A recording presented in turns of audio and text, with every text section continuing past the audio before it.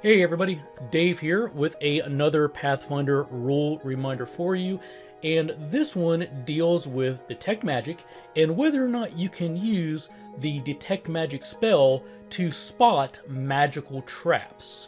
And the answer to that is no, or by raw, it is no in virtually every situation.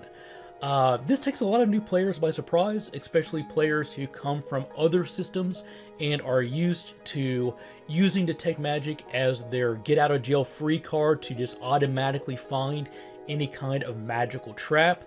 But in 2nd edition, the way this works is that every trap has a stealth score, a stealth rating in its description that is required in order to be able to spot and find the trap. And those are going to have associated with them proficiency minimum. So it might say stealth trained 22, which means you need to be trained in perception and have and beat a DC 22 DC in order to spot the trap. So for magic traps, if you see any kind of minimum proficiency required in stealth, if it says trained, expert, master, legendary, then Detect Magic automatically fails.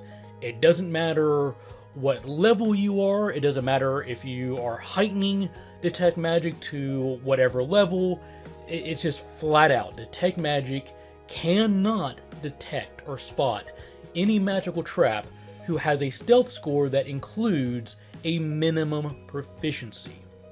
So that's the rule, and I think the narrative explanation is if you're creating a trap, then the whole purpose of traps are to take your opponents by surprise. So you're going to create them in such a way to avoid notice, and that means you're going to create it in a way that obscures it to physical perceptions, but also obscures it to magical perceptions and senses as well. So again, that's the rule. Detect Magic is not going to work to spot a magical trap as long as that trap has a minimum proficiency requirement for stealth.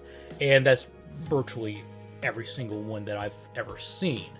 I will leave a link in the description of this video where I talk more about Detect Magic and Read Aura and how those abilities interact. I'll also leave links for my videos that discuss traps and other hazards that goes a little bit more into the Detect Magic interaction.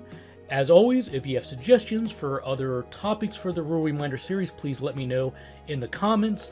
Anything that feels like a hidden rule that you assumed worked one way until you stumbled on it in a book or someone pointed it out to you, let me know what those items are. In other rule quirks that come up in your games, include those in the comments as well. I'm continuing to build the list of those.